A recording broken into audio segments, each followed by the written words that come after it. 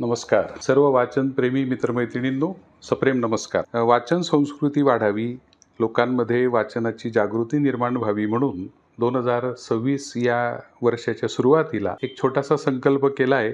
तो म्हणजे अधिकाधिक पुस्तकं वाचून त्याचा परिचय आपल्यापर्यंत पोहोचवणे. तर ते एक अभियानाचा भाग म्हणून माझं पुस्तक क्रमांक 6 नुकतंच वाचून झालं.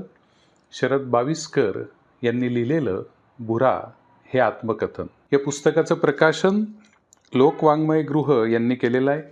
साधारण 354 पानांचं हे पुस्तक आहे. याची किंमत सध्या 600 रुपये असून सुरुवातीला पहिली आवृत्ती 2021 साली आली आहे ऑगस्टमध्ये, आणि आता 18वी आवृत्ती नुकतीच येऊन गेली आहे. त्यातल्या 18व्या आवृत्तीचं हे पुस्तक मी नुकतंच वाचून पूर्ण केलं. तर मित्रांनो, मैत्रिणींनो, इयत्ता 10वीला इंग्लिश विषय नापास, तिथपासून तर सध्या जगभरात प्रसिद्ध असणाऱ्या JNU म्हणजेच जवाहरलाल नेहरू विद्यापीठ दिल्ली या ठिकाणी प्राध्यापक असणाऱ्या एका वेड्या माणसाची ही गोष्ट भुरा या कादंबरीत आहे. हे आत्मकथन आहे, पण आत्मकथन जरी असलं तरी मांडताना कुठेही म्हणजे शब्दांवरून आपल्याला ते जाणवतं. आत्मप्रौढी वगैरे कुठेही जाणवत नाही. धुळ्याजवळील एका छोट्याशा खेडेगावात ग्रामीण भागात त्या काळी मराठी माध्यमात शिकणारा मुलगा, 4थीला असताना शाळेत दांड्या मारणं, तेव्हा आई शाळेत येते, शिक्षकांना सांगते याला जरा समजवून बघा. तिथून शाळेचं लक्ष उडालेलं असतं, ते थोडंसं जुळून येतं. त्या शिक्षकांची थोडीशी गोष्ट इथे आहे.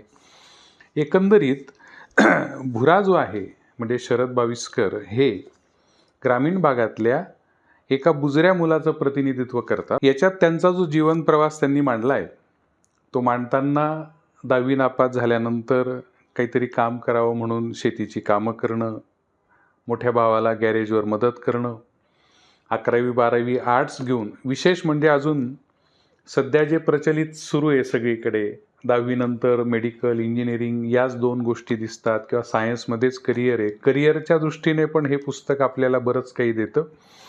कला शाखेत सुद्धा कसं उत्तम करिअर करता येतं याचं सुद्धा कळत न कळत पण एक मार्गदर्शन आपल्याला या ठिकाणी मिळतं. तर भुरा म्हणजे शरद बाविस्कर यांचा जो प्रवास आहे, 12वी नंतर जय हिंद कॉलेजला फंक्शनल इंग्लिश या विषयात पदवी घेणं, डिग्री घेणं, त्यानंतर मग हळूहळू वाचनातून, अनुभवातून, शिक्षकांच्या भेटीतून, चर्चेतून, आदरणीय प्राचार्य अण्णासाहेब KV पाटील सर यांच्या मार्गदर्शनातून मोठमोठी स्वप्न शरद म्हणजे भुरा बघायला लागतो.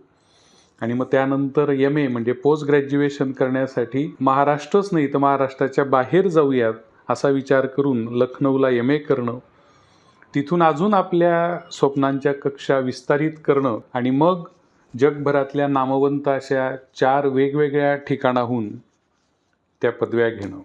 मग ते लंडन असेल, फ्रान्स, जर्मनी, इटली या सगळ्या ठिकाणी मोठमोठ्या शहरांमध्ये, मोठमोठ्या विद्यापीठांमध्ये मास्टर्स घेऊन सध्या भुरा म्हणजे शरद बाविस्कर सर हे JNUला प्राध्यापक म्हणून काम करत आहेत. भाषा खूप सोपी, साधी, सरळ आहे. अगदी ग्रामीण भाग जो म्हणतो आपण त्यात बोलली जाणारी ऐराणीचा ढंग किंवा ऐराणीचा रंग या ठिकाणी आपल्याला जाणवतो. आणि एक वाक्यावर ही कादंबरी बऱ्यापैकी फोकस करते, ते म्हणजे त्यांच्या आईने जे त्यांना सांगितलंय, जिजून मरावं पण थिजून मरू नये.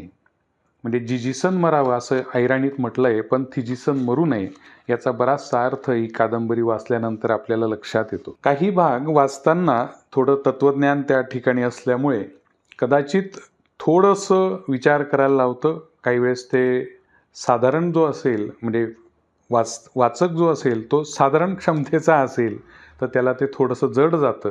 पण पुन्हा पुन्हा जर 2-3 वेळेस तो भाग वाचला तर आपल्याला नक्कीच ते एक वेगळं ऊर्जा निर्माण करतं, वेगळी प्रेरणा निर्माण करतं. एखाद्या विद्यार्थ्याने स्वप्न कशी पाहावीत त्यासाठी पण हे पुस्तक वाचलं गेलं पाहिजे. शिक्षक झाल्यानंतर शिक्षक कसा असावा, त्याने कोणकोणत्या गोष्टीचा विचार केला पाहिजे, मग ते राजकारण असेल, व्यवस्थापन असेल, विद्यार्थ्यांशी असणारी बांधिलकी असेल, सगळ्या बाबतीत आपला वेळ देणं असेल, ग्रामीण भागाशी जुळलेली नाळ न तोडू देणं असेल, हे सगळं भुरा आपल्याला शिकवतो. एका उतार्यातले शब्द मला खूप म्हणजे तसं सगळंच छान आहे. लेखक असं म्हणतात, ज्यांच्या घरात शिक्षणाचा वारसा नसतो अशा मुलामुलींनी शिक्षण कितीही गांभीर्याने घेतलं तरी आजूबाजूचा समाज त्याची जास्त दखल घ्यायला तयार नाही होत. त्याच्या अगदी उलट म्हणजे ज्यांच्या घरात लहानपणापासून शिक्षणासाठी पूरक वातावरण असतं त्यांनी कितीही शिक्षण खेळलं तरी त्यांची पावलोपावली दखल घेऊन कौतुक केलं जातं.